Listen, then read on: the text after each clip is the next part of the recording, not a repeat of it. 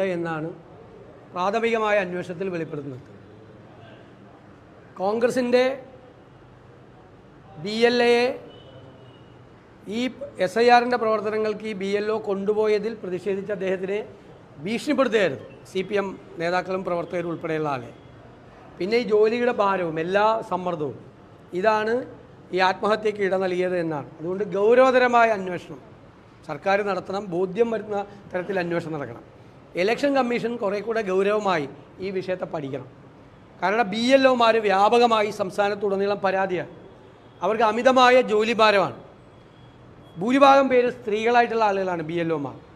അവർക്ക് ഈ ജോലി ചെയ്ത് തീർക്കാൻ കഴിയുന്നില്ല. 3 പ്രാവശ്യം വീട്ടിൽ പോകണമെന്നാണ് പറയുന്നത്.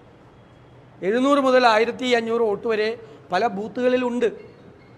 മാത്രമല്ല ഇതിനെ ഈ BJPയും CPMും ഇതിനെ ദുരുപയോഗം ചെയ്യാൻ വേണ്ടിയിട്ടുള്ള ശ്രമം നടത്തിക്കൊണ്ടിരിക്കുകയാണ്.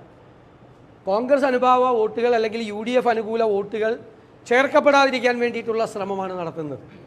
BJP ദുരുദ്ദേശത്തോടു കൂടി SIR നടപ്പാക്കുമ്പോൾ ആ ദുരുദ്ദേശത്തെ പ്രായോഗിക തലത്തിൽ വേറൊരു തരത്തിൽ നടപ്പാക്കുകയാണ് CPM കേരളത്തിൽ ചെയ്യുന്നത്. അതിനെ ഞങ്ങൾ അതിശക്തിയായി എതിർക്കും. നിയമപരമായും രാഷ്ട്രീയമായും SIR വഴി നീതിപൂർവമായ സത്യസന്ധമായ തെരഞ്ഞെടുപ്പ് നടപടികളെ അട്ടിമറിക്കാനുള്ള ശ്രമത്തെ ഞങ്ങൾ ചോദ്യം ചെയ്യും.